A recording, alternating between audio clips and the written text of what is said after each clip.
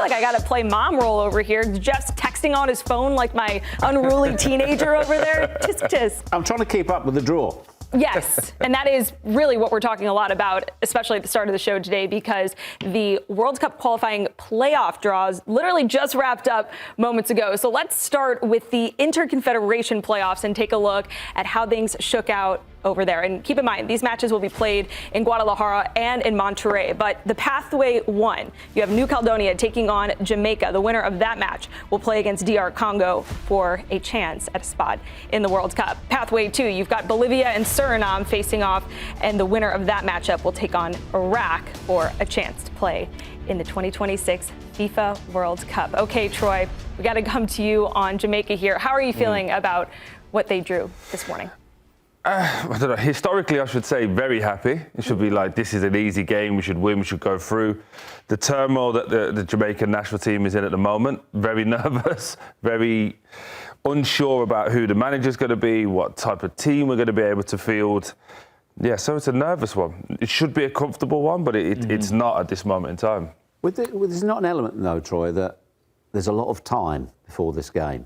So a new coach can come in, get to know the players, galvanise the players, and they'll expect to get past this game, and then it's about the playoff final. Then you would be expecting that there's already a plan in place, and there's always forward thinking, and they know what's happening. And we've seen, not just with the Jamaican national team, but with many national teams, they don't plan for these things. The resignation seems to have come a little bit out of left field of Steve McClaren, and now you're in this weird space where it's like, who is the manager? What is the direction that they're trying to get to? And that New Caledonia game is going to be his first game in charge. And that was the big part as well. There's no more training.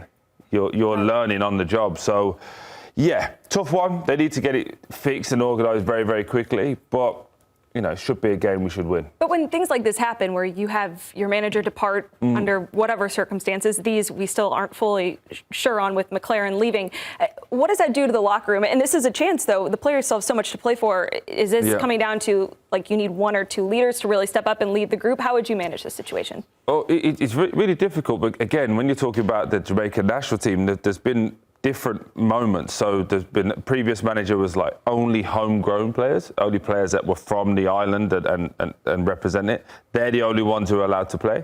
Then there's been other ones that have gone, right, everyone that's playing in Europe or outside of Jamaica, you will play because you're playing in a better league. So it's really difficult to see where this is going and how it's going to go. For as a player, you're just trying to concentrate on you right now, being the best version of yourselves. The last time I was in the World Cup was in 1998. It's a long, long time.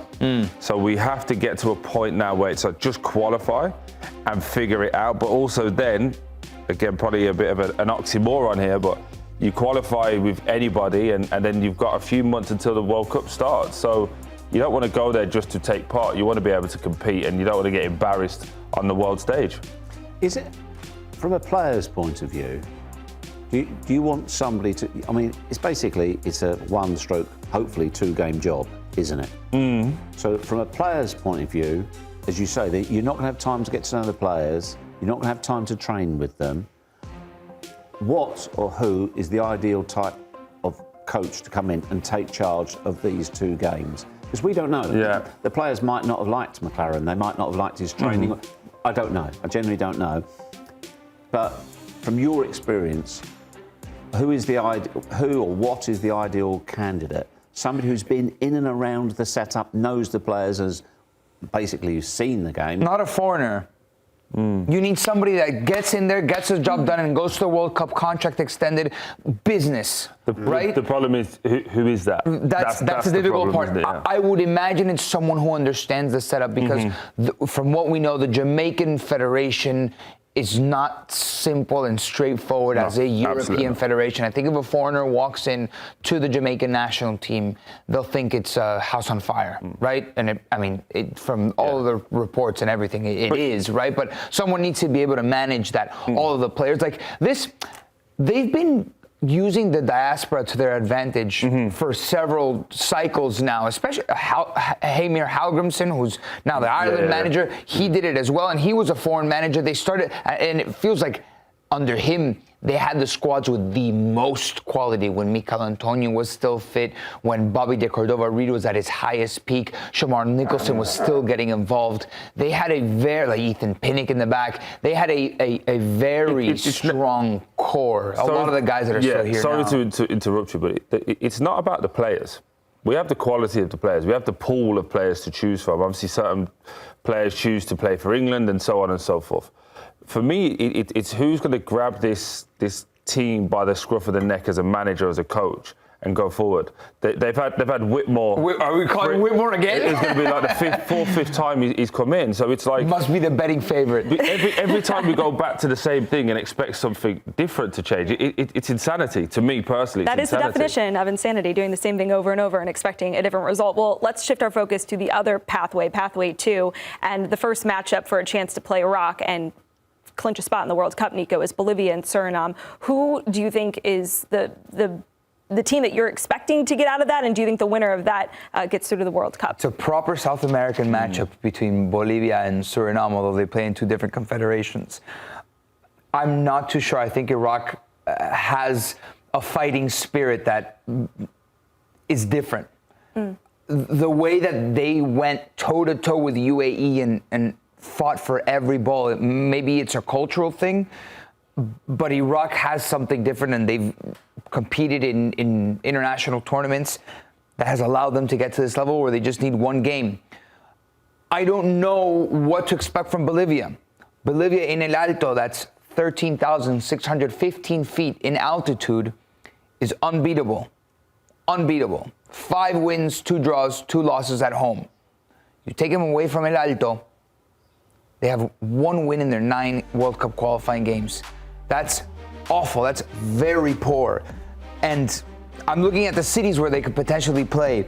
If that first game is in Monterrey, which is 13% of the altitude of El Alto, I'm saying, all right, that's better for Suriname. But then the game is in Guadalajara, which is 38% of the altitude of El Alto. El Alto, by the way, means the tall one. Like they 13,000 feet more. Yeah, 13,600 feet up in the air. Yeah, it's pretty alto. And Guadalajara, kind of replicates that.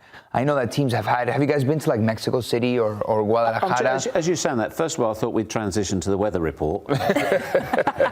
But seriously, how big a factor do you think it is? Geoff, listen, when I speak about Bolivia and when all Latin Americans speak about Bolivia, I think we try to go away from the altitude conversation because they've shown good football at times. But when the difference between playing at home and playing away is so drastic, you can't help but talk about this issue because nobody in the world plays at that altitude. You get me? It's like if all your home games were at -5 degrees Celsius, right? And you were used to this. It's really tough. It is a massive factor. Almost, like, I don't want to say inhumane because that's almost not fair to the Bolivians who are used to playing it. Poor away from those conditions. Yeah. They're terrible away. They won 1 in their 9 World Cup qualifying games away. I might be being a bit dense here, and there's every chance of it. But teams and athletes go to altitude to train.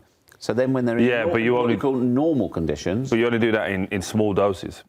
What Nico said is they're there all the time. They're playing at that level. When they're away from home? No, because it's the opposite effect. That becomes normal, and then it becomes harder to breathe when you're at different places. It feels like the aerobic capacity, you can only hold it for a certain amount of time. Like, sure, you'll fly like the first day, but then when you're like you can't show up to Mexico one day after and go.